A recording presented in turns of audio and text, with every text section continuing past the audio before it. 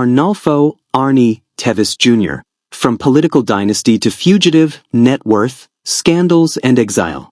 Once seen as a rising figure in Philippine politics, Arnolfo Arnie Teves Jr. now finds himself at the heart of a political and legal storm that spans nations.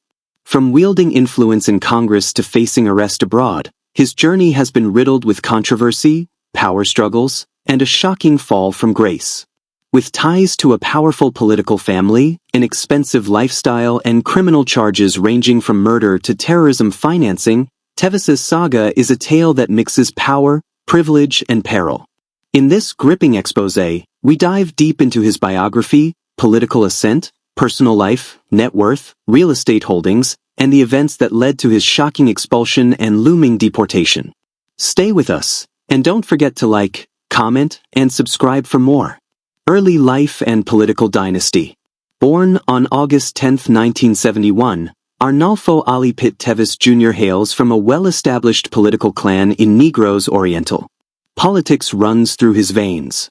His brother, Pryde Henry Teves, also held public office, and their lineage traces back to former Finance Secretary Margarito Teves and Negros Oriental Governor Herminio, Meniong Teves. Their family's influence extends to Philippine fashion and entertainment as well. His aunt is the mother of designer Rajo Laurel, and another relative is singer Boboy Garrovillo. Teves began his political career humbly, first elected as barangay captain of Malabugas in Bayawan City in 2010. That same year, he became president of the Provincial Association of Barangay Captains, ABC, granting him a seat on the Negros Oriental Provincial Board. These early roles laid the groundwork for a more ambitious political journey. Rise in the House of Representatives. In 2016, Teves entered the national stage after securing a congressional seat representing the 3rd District of Negros Oriental. This seat was previously held by his brother, showcasing the family's tight grip on regional politics. He was re-elected in 2019 and again in 2022, becoming a deputy speaker during the 18th Congress. Teves was known for his aggressive, often controversial stances.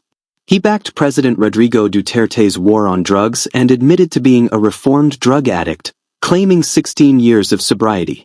He also made headlines for voting against the ABS-CBN franchise renewal and supporting provocative bills, such as renaming the Ninoy Aquino International Airport to honor Ferdinand Marcos and even proposing a bill declaring ghosting an emotional offense.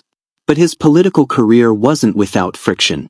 In 2020, he notoriously challenged fellow lawmaker El Rey Villafuerte to a fistfight and used homophobic slurs in a heated budget debate. His behavior often drew criticism and accusations of being disruptive and unprofessional. Net worth and real estate. Before his fall from grace, Teves enjoyed the perks of power and wealth. While exact figures vary, estimates place his net worth around 80 million Cuban pesos to 100 million Cuban pesos, approximately $1.40 to $1.80 million USD. His income came from both politics and private business ventures. Teves is also believed to have invested heavily in real estate, owning multiple properties in Negros Oriental, Metro Manila, and reportedly abroad. These include commercial properties, family-owned landholdings, and residential estates. His luxurious lifestyle was highlighted by expensive travel, golf sessions in East Timor, and his controversial online broadcasts. His financial profile is currently under scrutiny by Philippine authorities investigating possible sources of undeclared wealth and money laundering tied to alleged criminal activities. Family and personal life. Despite his combative public image, Teves is a family man with deep political roots. His brother Pryde Henry also served in public office, and their family is deeply entrenched in local governance. In 2023, his son, Kurt Matthew Teves, made headlines for physically assaulting a security guard in Parañaque, further tarnishing the family's image. Teves also hosted a radio show, Teves Cares Live, showcasing a different side to the embattled lawmaker. His media ventures and online broadcasts often served as platforms for his political opinions, some of which intensified public scrutiny. Controversies and legal troubles.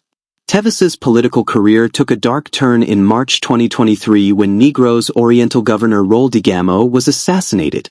Teves, a known rival of Digamo, was implicated by two arrested suspects who named Song Teves as the mastermind.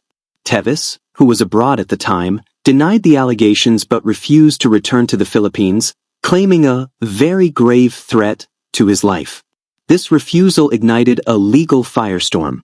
Despite being ordered to return, Teves remained abroad, citing expired travel clearance. The House of Representatives suspended him in March and extended the suspension in May. By August 2023, he was expelled from Congress, the first lawmaker expelled since the restoration of democracy in 1987. Soon after, the Department of Justice filed murder charges against him.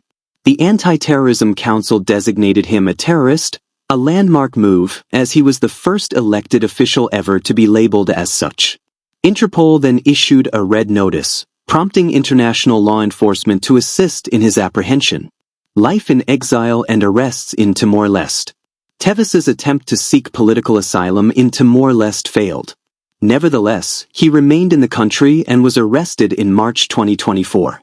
Though temporarily released in June, he was again placed under house arrest, then rearrested amid pressure from Philippine authorities.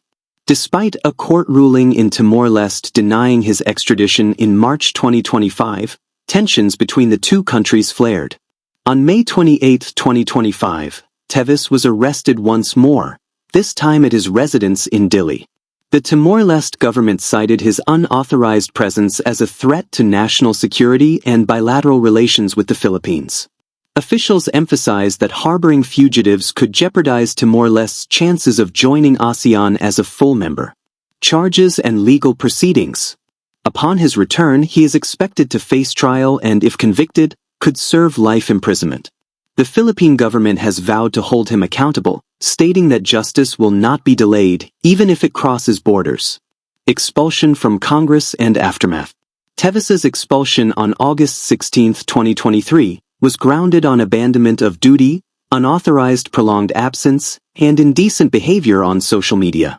In the wake of his removal, the Commission on Elections initially planned a special election, only to later cancel it due to security concerns and legal challenges. Eventually, in the 2025 national elections, Janice Digamo, widow of the slain governor, defeated Teves's aunt, effectively ending the Teves family's reign over Negros Oriental's 3rd district. Arnolfo Arnie Teves Jr.'s life is a stark reminder of how power, when unchecked, can spiral into peril. From barangay captain to expelled congressman and international fugitive, Teves's trajectory is unprecedented in Philippine politics. His story is far from over. With extradition still a legal maze and criminal charges mounting, the eyes of the nation and the region remain fixed on what comes next. Will justice finally catch up with Arnie Teves? Or will the saga stretch into yet another chapter of controversy?